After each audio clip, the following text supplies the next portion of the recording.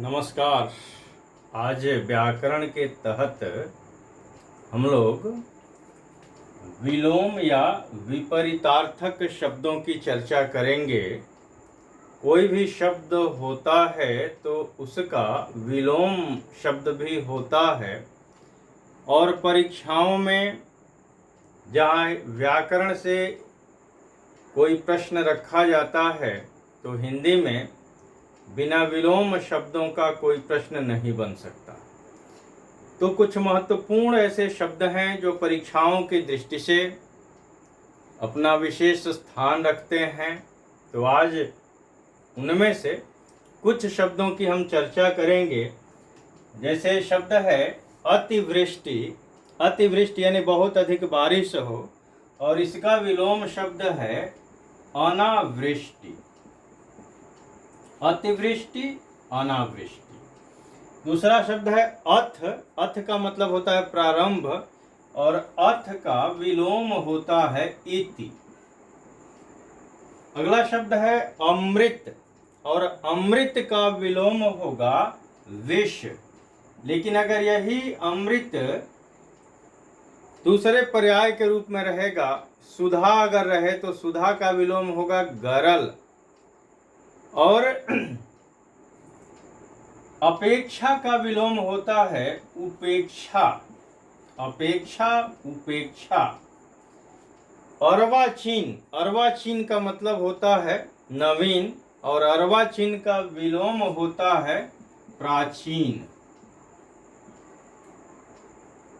अपकार। अपकार का विलोम होता है उपकार। अपकार, उपकार, या उपकार, अपकार। इधर से पढ़ें या इधर से पढ़ें। अनभिज्ञ। अनभिज्ञ का मतलब होता है जिसके बारे में जानकारी न हो, और इसका विलोम होता है, उल्टा होता है अभिज्ञ। अभिज्ञ। अगला शब्द है अनुकूल, और अनुकूल का विलोम होता है प्रतिकूल। प्रतिकूल। अगला शब्द है अवनी, और अवनी माने धरती होता है, और अवन का विलोम होगा अंबर। और अगर धरती रहे तो धरती का विलोम होगा आकाश।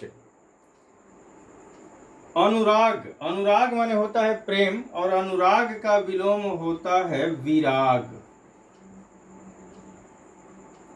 अगला शब्द है अभिशाप, और अभिशाप का विलोम है वरदान।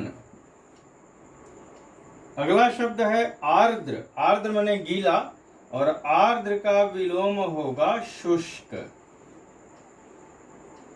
और उत्कृष्ट का विलोम होगा निकृष्ट। निकृष्ट। अगला शब्द है उन्मीलन, और उन्मीलन का विलोम होता है निमीलन। कामायनी में पंक्ति आती है नेत्र निमीलन करती धरती। निमीलन, आंखें मिलाना। और उन्नत का होता है अवनत। अवनत। उत्कर्ष का विलोम होगा अपकर्ष। उत्कर्ष, अपकर्ष, या अपकर्ष, उत्कर्ष। उत्थान का विलोम होगा पतन। उत्थान, पतन। ऋत। ऋत का अर्थ होता है सच, सही, और ऋत का विलोम होगा अनृत। अन उपसर्ग लग गया तो अनृत बन गया, ऋत का अनृत। और ऋजु। ऋजु माने सीधा, ऋजु का विलोम होता है वक्र। उपत्यका। उपत्यका का विलोम होगा अधित्यका।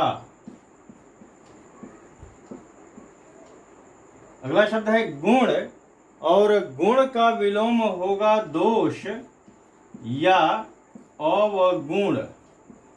जो शब्द दिया रहे दोनों में से कोई भी सही हो सकता है।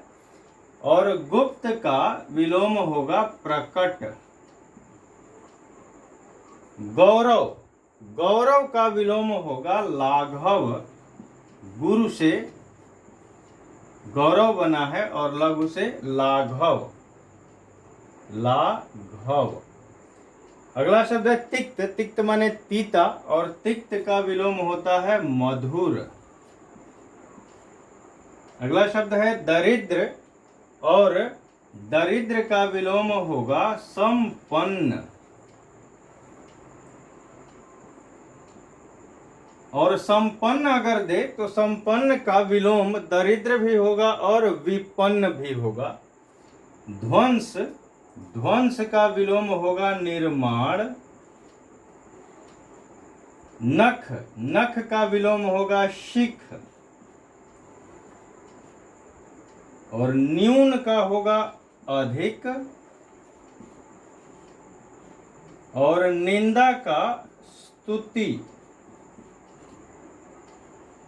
तो इस तरह से ये कुछ विलोम है और विलोम को रटने के लिए हम एक बार शब्द पढ़ें फिर विलोम पढ़ें, या विलोम पढ़ें फिर शब्द पढ़ें, और बार बार पढ़ने से, अभ्यास से इसकी तैयारी होती है। तो ये महत्वपूर्ण कुछ शब्द हैं। फिर आगे कुछ और शब्दों की चर्चा की जाएगी। तब तक के लिए अनुमति दीजिए। बहुत बहुत धन्यवाद।